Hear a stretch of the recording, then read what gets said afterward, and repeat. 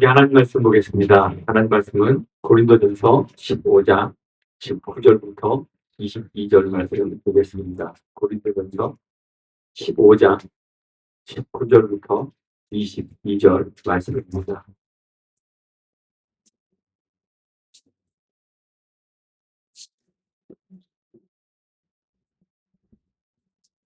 한 절씩 듣도록 하겠습니다. 제가 먼저 읽겠습니다. 만일 그리스도 안에서 우리가 바라던 것이 다만 이 세상의 삶뿐이면 모든 사람 가운데 우리가 더욱 불쌍한 자이리라. 그러나 이제 그리스도께서 죽은 자 가운데서 다시 살아나사 잠자는 자들의 첫 열매가 되셨도다.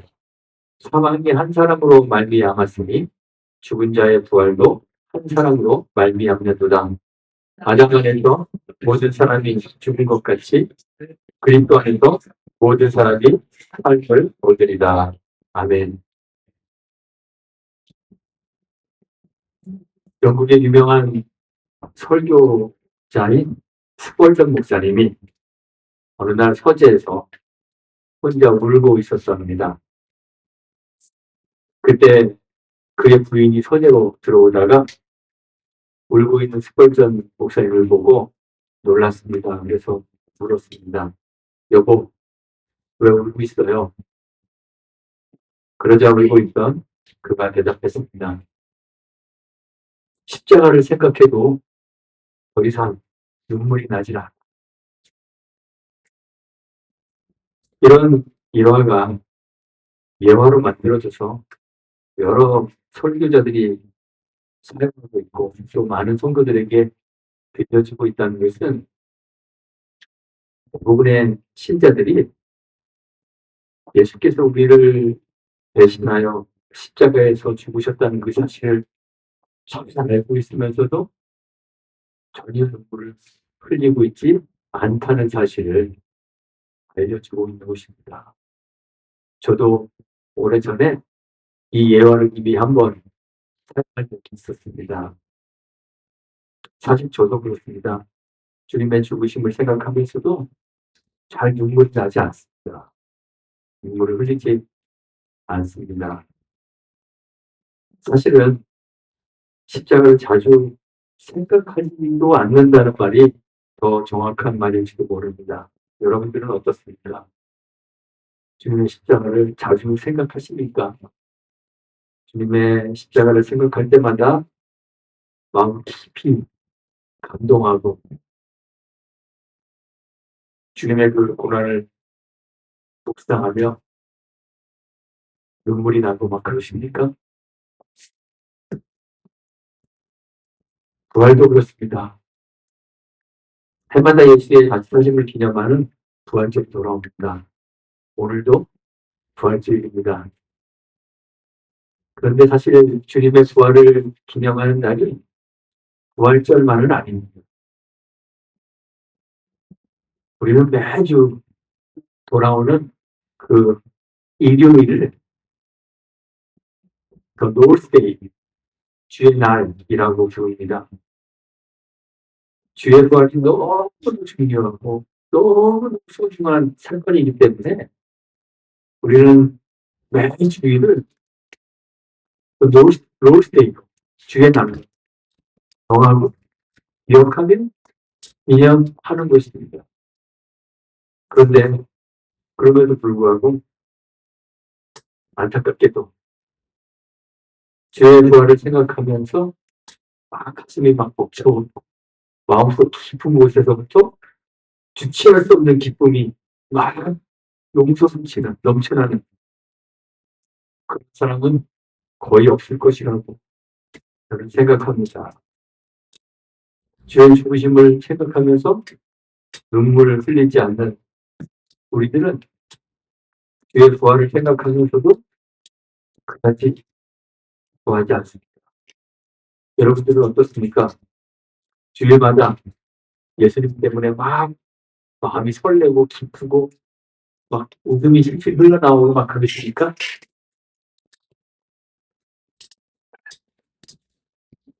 사실은 저도 안 그래요. 실제 우리가 우리를 위해 죽고 사실 이 엄청난 사건에 대하여 울지도 않고 웃지도 않는 것은 주의 죽으심과 그의 부활에 우리 자신이 내포되어 있다는 그 사실을 깨닫지도 못하고 이해하지도 못하고 있기 때문이 아닌가 그렇게 생각합니다. 우리는 주님의 고난과 죽으심이 무엇을 의미하는지 인격적으로 알지 못합니다. 성경을 보면서 주님이 우리의 질고를 지고 우리의 슬픔을 당하셨습니다 고백하면서도 사실 우리는 주님이 짊어지셨던 우리의 질고가 무엇인지 우리의 슬픔이 과연 무엇인지 생각하지 않습니다. 여러분들 다 구원 받으셨죠? 받으셨나요? 자신이 없으십니까? 우린 다 구원받았다고 말하고 있습니다. 근데 여러분들은 무엇으로부터 구원받았는지 말하실 수 있습니다. 지난 성금일 예배 할 때 우리 유 목사님께서 설교 말씀 가운데에서도 언급하셨습니다. 우리는 주의 고난과 주의 죽으심의 의미를 잘 알지 못한다고 했습니다. 많은 사람들이 예수님이 당하셨던 그 육체적 고난에 집중합니다. 유대인들로부터 얼마나 많은 괴롭힘을 당했는지 그런 이야기를 우리가 자주 합니다. 신문 받으시고 로마 군병들로부터 받았던 모욕, 그 고문에 대해서도 이야기합니다. 채찍에 맞는 고통이 얼마나 컸을지, 채찍 끝에 매달려 있었던 그 쇠조각이나 짐승의 뼈조각이 얼마나 고통스러운 상처를 만들어낼 수 있는지 그런 것에 대해서 이야기합니다. 완전히 벌거벗겨져서 십자가 위에서 서서히 죽어가는 그 고통이 얼마나 큰지 또 얼마나 수치스러운지 그런 것에 대해서 이야기합니다. 그런데 우리 주님이 당한 고난을 그런 정도로 이해한다면 우리는 주님의 고난이 무엇인지 그의 죽으심이 무엇인지 전혀 이해하지 못하는 것입니다. 예수님 좌우에 매달렸던 두 강도도 감당했을 그 고통, 예수님 이후에 수많은 예수의 제자들이 기꺼이 짊어졌던 그 십자가 위에서의 고통, 육체적 고통, 그런 것들이 주님께서 피 같은 땀을 흘리며 고민하셨던 그런 고통일 수는 없는 겁니다. 육체에 가해지는 십자가의 고통이 지극히 힘든 것은 분명합니다. 그러나 예수님이 당하셨던 우리의 질고, 우리의 슬픔은 그런 것이 아닙니다. 우리는 하나님께 범죄해서 영원한 죽음의 형벌을 받았던 사람들입니다. 오늘 우리가 읽은 성경 21절이 말하는 것처럼 사망이 한 사람으로 말미암았다라는 이 말씀처럼 인류의 대표자인 아담이 범죄하였기 때문에 정령 죽으리라는 하나님의 사망 선언이 온 인류에게 실행됐고 그냥 선언만 된 것이 아니라 죽었습니다. 바울이 로마서 1장 18절에서 말한 것처럼 하나님의 진노가 놓이게 된 것입니다. 예수님께서 십자가에 지시기 전에 겟세마네 동산에서 기도하시죠. 말씀하신 것은 이 잔을 내게도 옮겨서 막 기도하셨을 때 그 잔이 무엇이었을까요? 십자가에서 당하는 그 육체의 고통이 아니에요. 여호와 하나님의 진노의 잔, 주의 진노, 영원한 죽음, 그 형벌, 하나님으로부터 버림받는 문제를 내는 그 형벌이 우리가 상상도 할 수 없을 만큼 얼마나 큰 고통인지 원래 잘 알지 못해요. 그런데 그 고통이 주님께서 피 같은 땀을 흘리며 고민하실 수밖에 없었던 그 고통. 그런데 불행하게도 우리는 그 형벌의 고통을 잘 알지 못해요. 그 이유가 뭘까요? 우리는 이미 죽어버렸기 때문에 그래요. 사망선이 내려진 이후로 우리는 이미 죽었습니다. 생명의 근원이신 하나님으로부터 단절되어서 더 이상 생명을 공급받을 수 없게 되었습니다. 죽었습니다. 그래서 그 영원한 죽음의 고통을 인지하지 못하고 있는 것입니다. 우리의 육신이 살아있기 때문에 그냥 스스로 살아있다고 착각하면 우리 육체의 고통이 가해질 때 그때만 비로소 고통을 느끼는 거예요. 불행한 사람.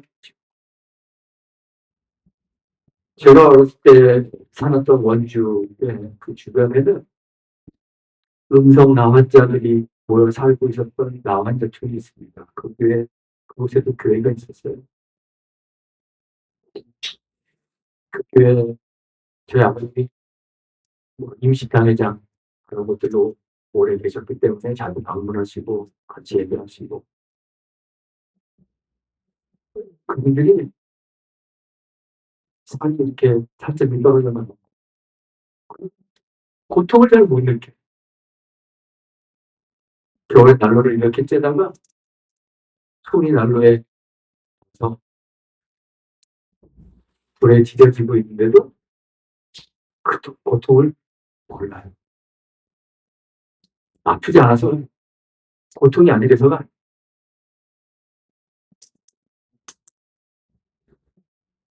감각이 죽어서 고통을 모르는 우리가 그래요. 우리가 처해져 있었던 그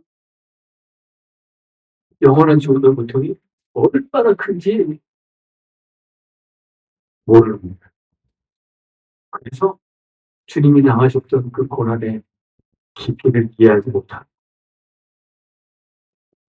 십자가에서 육체의 생명이 꺼지는 순간에 외치셨다. 엘리엘리 나가서 하나님 하나님 어찌하여 나를 버리셨나이까. 주님의 그 절규를 이해하지 못한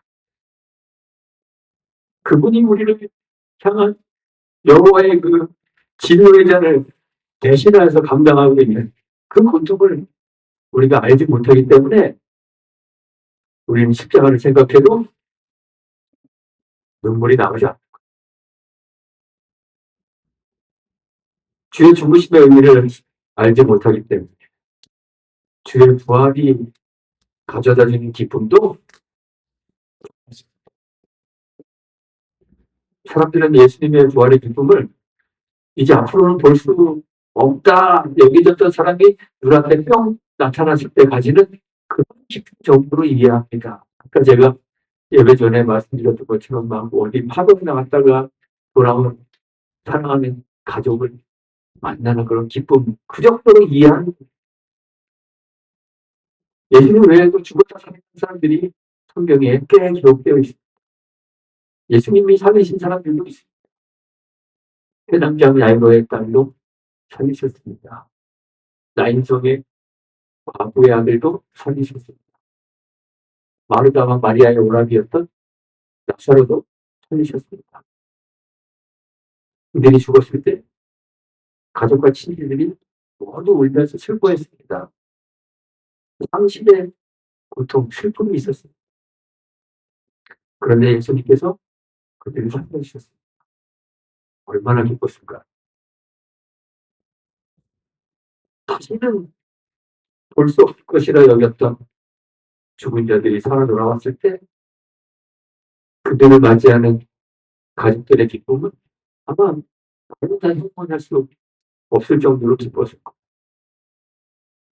그런데 우리 예수님의 부활이 가져다주는 기쁨은 죽은 자가 살아 돌아오는 그런 정도의 기쁨과는 비교도 할 수 없는 것이어요.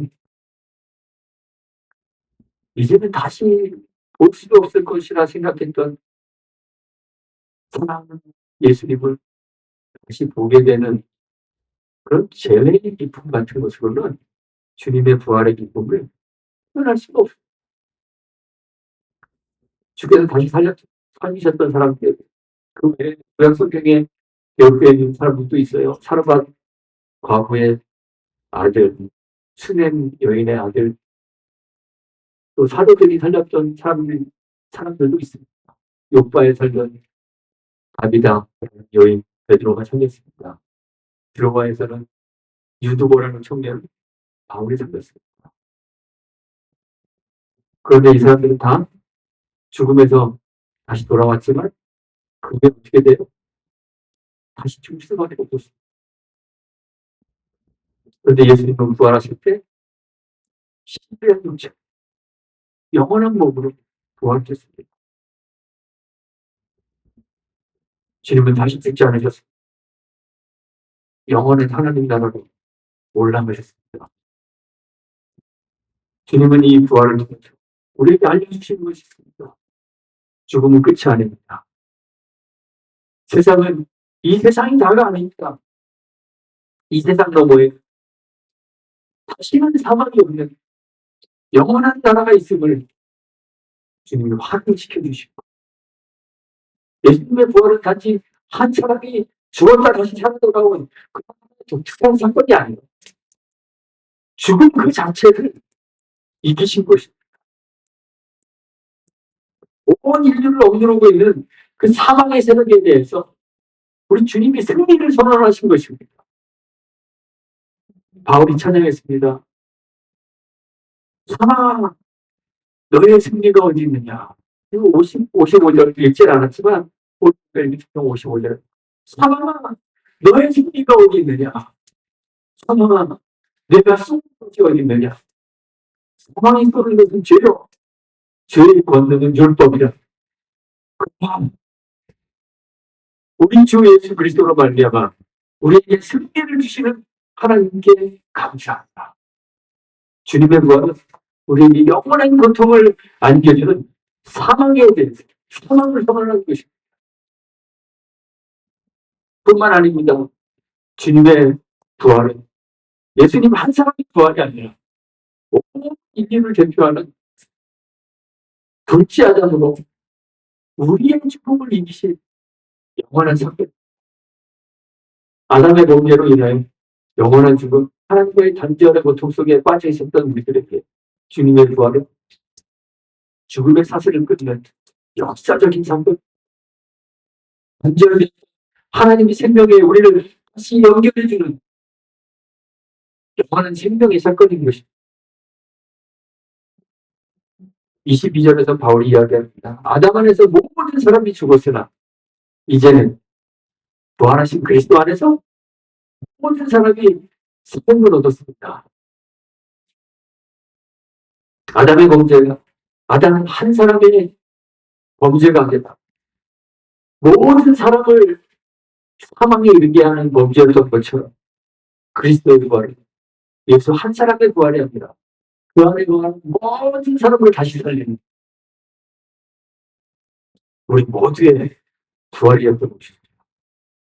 그래서 바울이 20절에서 이야기합니다. 이제 그리스도께서 죽은 자 가운데서 다시 살아나사 잠자는 자들의 첫 열매가 되셨도다. 예수의 부활은 우리에게 이렇게 하나님 나라에 대한 소망과 영원한 생명을 선물로 주는 엄청난 사건이었다. 바울이 말한 것처럼 만약 부활이 없다면 우리는 세상 모든 사람 가운데서 가장 불쌍한 사람이 되고 말 정도로 부활은 그렇게 우리에게 소중하고, 그런데 우리의 눈이 그저 육체적인 것에만 고정되어 있어서 주의 죽으심도 알지 못하고 부활도 이해하지 못하고 있습니다. 우리 전인격으로 주의 죽으심과 부활을 받아들이지 못하고 있기 때문에 우리는 십자가 앞에서 눈물이 맺어가는 주의 부활을 기념하면서도 넘치는 기쁨이 없습니다. 그저 육체로 경험하는 고통, 자유의 억압, 경제적 어려움, 육신의 배고픔, 이런 것들만 고통인 줄 알아요. 그 고통의 근원인 하나님의 부재, 하나님의 단절, 영원한 죽음의 고통을 알지 못하기 때문에 예수님의 죽음도 이해 못하고 그의 부활도 이해 못합니다. 그 고통의 근원을 제거하시고 하나님의 생명이 우리를 연결하여서 진정한 삶을 얻게 하시는 주의 부활을 알지 못하기 때문에 부활의 기쁨을 온전히 누리지 못하는 것입니다. 예수님의 제자들이 그랬어요. 부활하신 예수님을 만나고 나서도 그들에게는 넘치는 기쁨이 별로 없었어요. 깨닫고 이해하게 하시는 성령의 역사가 있기 전에는 부활하신 예수님을 만난 제자들이 물고기나 잡으러 가지 않고 물고기 잡으러 가고 여전히 두려운 가운데 자기들 가지고 있었던 거죠. 그런데 성령이 그들 가운데 임재하면서 내주하시고 그들을 깨닫게 하셨을 때 넘치는 기쁨을 가지고 복음을 말하지 않고는 견딜 수 없는 사람들이 돼. 그래서 그 복음을 복된 소식을 생명을 내놓고 전하는 전도자들이 되는 것이죠. 성경도 우리에게 증언해주고 있습니다. 예수께서 죽음을 이기고 부활하셨습니다. 자신의 죽음으로 우리도 죽게 하셨던 그 그리스도께서 당신의 부활과 함께 우리도 살게 하셨습니다. 죽음을 깨뜨리고 다시는 죽음이 없는 영원한 하나님 나라를 선물로 주셨습니다. 그리스도 안에 있는 우리들에게 하나님께로부터 공급되는 영원하고 참된 생명을, 삶을 선물로 주셨습니다. 기쁘지 않으십니까? 예. 제가 오늘 설교를 너무 슬프게 했나요? 기쁘지 않으십니까? 가슴이 많이 벅차오르지 않으십니까? 이 부활의 기쁨을 경험하시길 간절히 소망합니다. 부활의 날이 되어도 무덤덤하고 이분은 막 예수 부활했으니 할렐루야 할렐루야 찬양을 부르면서도 우리 마음속에는 사실 어떻게 기쁜 거지? 이런 의아한 그러한 마음을 얻기를 소망합니다. 이 부활의 기쁨을 경험하고 주님 때문에 마음이 설레는 사람들이 되었으면 좋겠습니다. 내가 주님의 죽음에 함께 참여했던 것처럼 주의 부활에 함께 참여하여 이제는 그리스도 안에서 힘을 얻었습니다. 고백할 줄 아는 제 소망입니다. 그래서 주님이 약속하신 것처럼 그 영원한 하나님 나라를 바라보며 이 부활의 삶을 사실은 저와 여러분들 되시길 주의 이름으로 축원하고 부탁드리겠습니다. 기도하겠습니다. 하나님 감사합니다. 우리에게 임한 주의 진노가 얼마나 두렵고 무서운 것인지 깨달을 수 있도록 주님 은혜 베풀어 주옵소서. 주께서 짊어지셨던 우리의 질고 주님께서 당하셨던 우리의 그 고난의 깊이를 깨닫게 하옵소서. 그래서 주의 부활이 가져다 준 하나님 나라에 대한 소망과 생명이 얼마나 소중한 것인지 깨달을 수 있도록 복 내려 주옵소서. 주의 부활을 믿음으로 받아들이고 우리도 주와 함께 사는 영생을 누리게 하옵소서. 그리스도 안에서 얻은 영원한 삶을 기쁨으로 사는 부활의 참여자, 부활의 증거자 되도록 주님 복 내려 주시기를 간절히 소망합니다. 감사하며 예수님의 이름으로 기도합니다. 아멘.